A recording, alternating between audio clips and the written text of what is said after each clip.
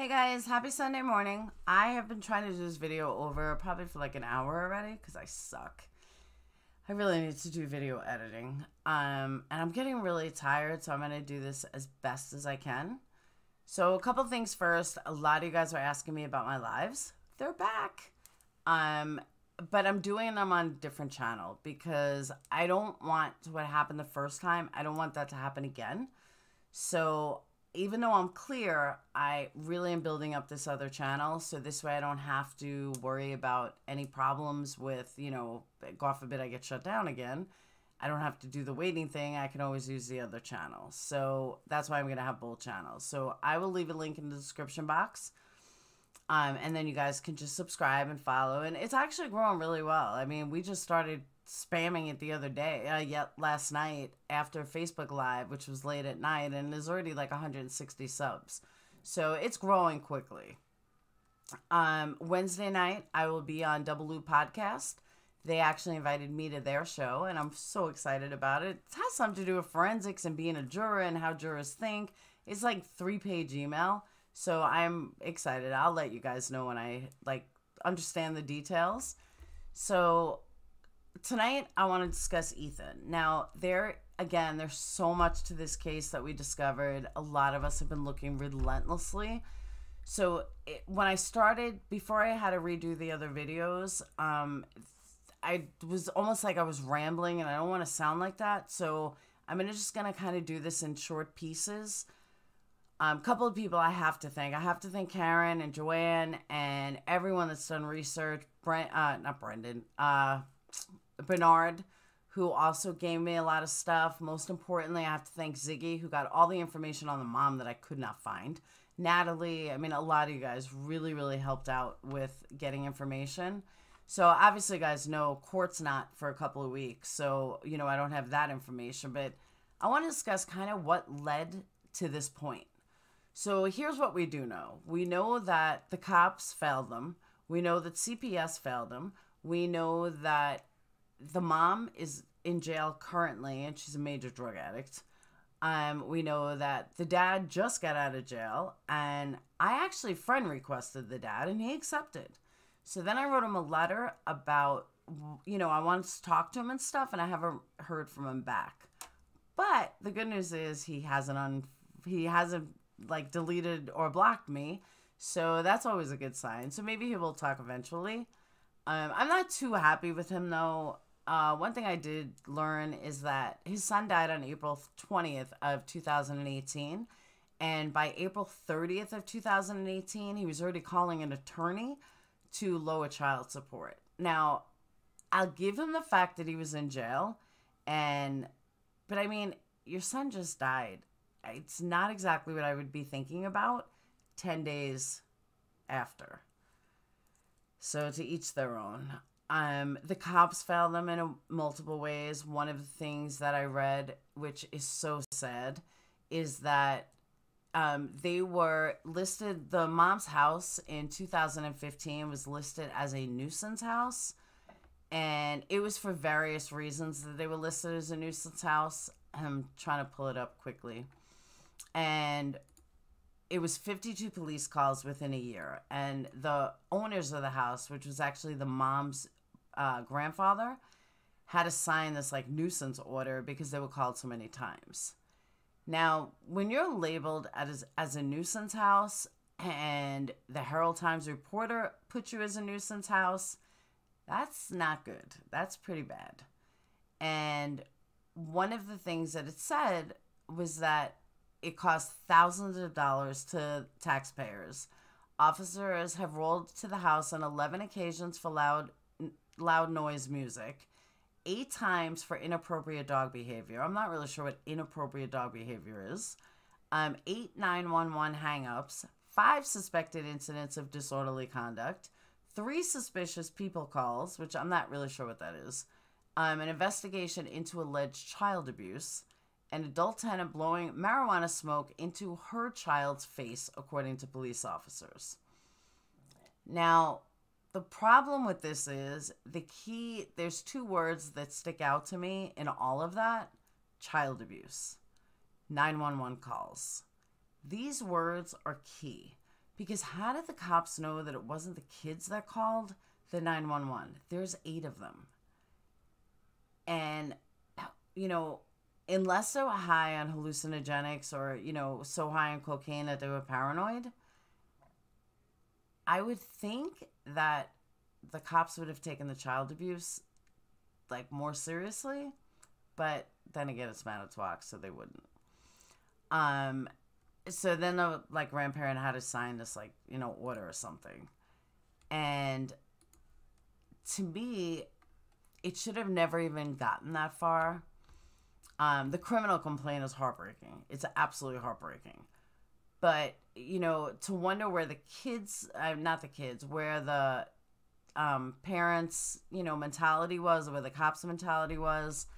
So this girl named Valora Velvet, who gave me some great inside information, she lives there. Dave Pagoda also knew the family and the mom and grew up next to the grandparents. So she had said, and I'm going to read this verbatim, here's where the conundrum lies. I told you it was late. The Averys are or were looked down upon for various reasons.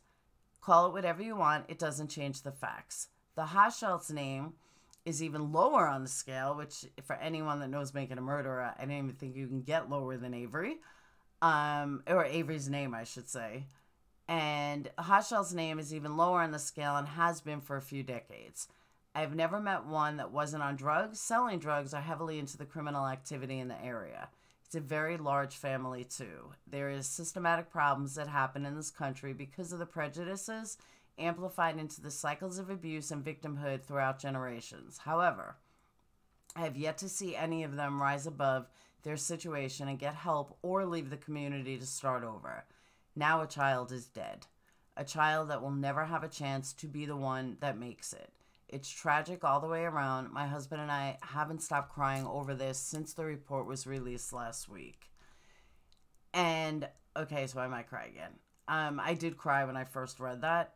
I cried actually the first 7 takes of this video when I read that, so I think I'm maybe a little numb to it by now. But no, I could still feel the tears swelling up a little. So if you see my eyes get really light, you know why. And she then went on to say that the mother is a severe drug addict. The Hauschultz family in the area is connected to the local drug trade.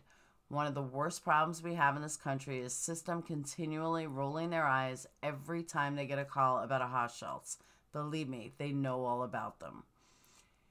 So, you know, that makes it even harder, but it makes it understandable with the nuisance calls, you know, that they glorified as a nuisance house. And, you know, it's just, it's like, do something already.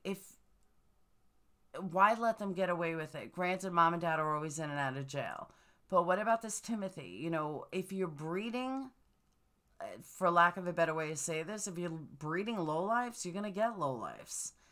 So the fact that none of them have ever, like, gone out of the community, that's kind of sad. That they're just constantly being arrested, and they're constantly wasting taxpayer dollars. And, you know, his mom had all these kids that she couldn't afford to take care of, and now one is dead.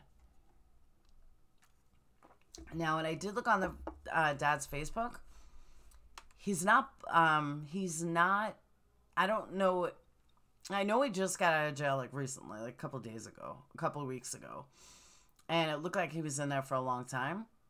When I say a long time, I don't like 10 years, but like a year. And that's what he keeps going in and out, in and out. I didn't really get into why he was in and out. I'm assuming it was drugs. But I'm sure he'll be back in. I don't know if his son is staying with him now or who he's staying with, you know, Ethan's twin brother. But what was really sad is when they were getting arrested, Ethan's brother ran away. And he hid out at the YMCA for like 4 days. And it was right before they were arrested or right after they were arrested. I think it was right before they arrested. He got scared and he ran away. That says a lot. The other interesting thing is that Bernard found that there are 2 Scott A. Taddicks in Manitowoc County. Why they would both have the same name and the same initial, I don't know, but they do. And what Bernard found, though, and I have not confirmed this, but what Bernard found, though, is that he believes that Tina is connected to the other Scott Taddick, not Barb Scott Taddick. So I haven't looked too much into it to find out, like, where the other, Scott Taddick is from or anything. Crazy enough is that when the kid ran away I was wrong. The kid didn't run away in February. The kid ran away in January. So you have this 8-year-old boy who runs away for 4 days. Nobody can find him. Then they find him at the YMCA. A couple of weeks later, the family's arrested for the murder. The murder itself is the most heart-wrenching thing I've ever read, because it's a 14-year-old kid. He was arrested at 15, but he was 14-year-old at the time. Now, here at Making a Murder, we fight so much for, Brendan. And it really makes you think, should these kids be tried as an adult? If they are capable of murder, should they be tried as an adult? And you can't say some yes, some no, depending on the severity of the crime. They do say some yes, some no, depending on the severity of the crime. With Brendan, none of us believe he did it. But he was tried as an adult and sentenced. We all know the story. With with Damien. So Damien's a 14-year-old kid at the time he murdered his, cousin. And what bothers me the most about Damien is that his parents aren't backing him. His parents are not taking responsibility. They're absolutely doing the opposite. The father's like, oh, I didn't tell you to do that. That's, I didn't make you do that. You did that all on your own, blah, blah, blah. I think the kid's a psychopath to begin with, and you'll see that in the criminal order. But the father is literally saying, like, I just left him alone. I would never do that with him. What happened? Why did you kill him? Let's rush him to the hospital. And I don't know Tim personally, the dad. But yes, the kid could be a psychopath. But that doesn't mean he has to murder. Like, that's a learned behavior. And that psychopath is learned behavior. But, the way he treated them, yeah, the dad may not have been there that day, but the dad was there on other days. So the dad obviously treated Damien like that as well. Now, I don't want to diagnose Damien because I don't know him. What I can tell you, though, is that on Tina's YouTube, he's a very innocent-looking boy playing violin. Could he have killed cats on the side? Yeah, he could have. But he's a very innocent-looking boy. And again, I'm not saying he's not a psychopath, but very innocent looking, didn't, he was 12 at the time. So in 2 years, you have to have some kind of influence that makes you, not that makes you a psychopath, but makes you interrogate this kid so much. And when you look at the criminal report or the criminal proceedings in it, he says, like, he laughs when he says, oh, he looked like he was in his own little snow coffin. That's not funny. A kid is dead. And, then he goes on to say that he didn't mean to do it, but he thought he was just playing. So the fact that he was just playing is, he wanted to teach him a lesson. In the criminal complaint, it goes on to say that the father and the mom created a story that he fell out of a tree when he went to the hospital, which would totally explain why they didn't get arrested immediately. Now, there's so much more to the criminal report, but one of the key things that really stuck out at me, was the fact that the cops didn't arrest this kid right on the spot, or the fact that the other kids weren't removed from the home immediately. I for the life of me, I can't figure out why the other kids didn't tell the cops. I mean, granted, they were scared. They probably didn't know. But there was an 11-year-old girl that 11-year-old would know that if she tells the police, or I would think that she would know if she tells the police, they'll help her. But I can't say for sure.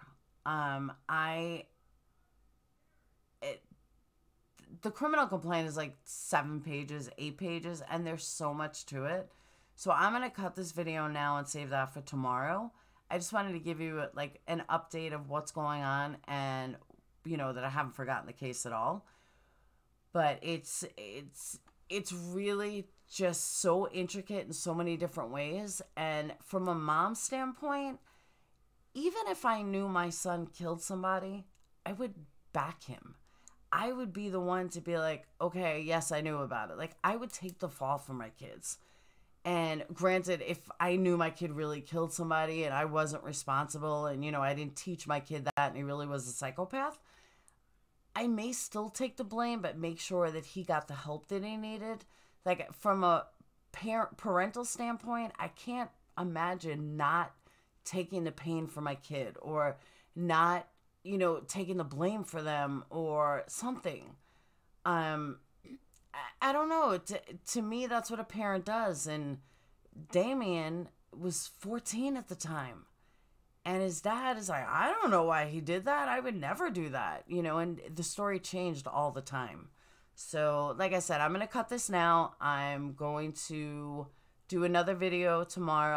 I'm going to have to do this in spurts because, like I said, we got a rush of so much information so quickly.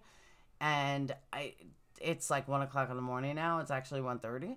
So I don't want to do too much too soon and then get tired and wiped out. So I will bring you guys more tomorrow.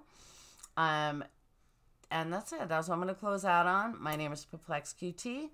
Make sure you subscribe. Make sure you become a Patreon. We are growing fantastically. And I will see you guys on Tuesday. And again, don't forget, check the description box. It's going to have a link to my live show.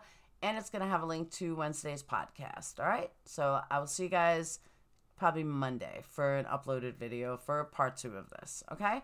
Have a great night. Peace out.